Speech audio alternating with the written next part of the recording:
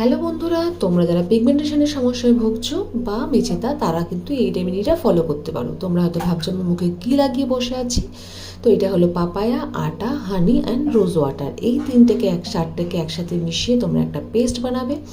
Paste বানানোর সাথে সাথে এটা মুখে লাগাবে। যখন দেখবে অল্প অল্প শুকোতে শুরু করেছে, তোমরা এটা করে নানা রকম নিজের যে কোনো কাজও করতে পারো। যখন দেখবে এটা শুকিয়ে গেছে তখন মুখের মধ্যে ভালো করে জল দিয়ে হালকা করে রাব করে এটা কিন্তু ধুয়ে ফেলতে পারো। হ্যাঁ, পিগমেন্টেশন যদি তোমরা একেবারের জন্য কেয়ার করতে চাও তাহলে এটা কিন্তু সপ্তাহে 2 দিন ধরে ইউজ করতে পারো। 5 মিনিট রাখার পর তোমরা নিজেদের কাজ করতে পারো। আমি যে বাকি পেঁপেটা ছিল আমি তো খাচ্ছিলাম, তোমরাও এরকম করে কিন্তু পেঁপে খুব খাবে ভালো করে। তো দেখো শুকিয়ে এসছে, আমি মুখটা ধুয়ে ফেলছি। তারপরে তোমরা দেখো রেজাল্টটা এত ভালো রেজাল্ট আসে।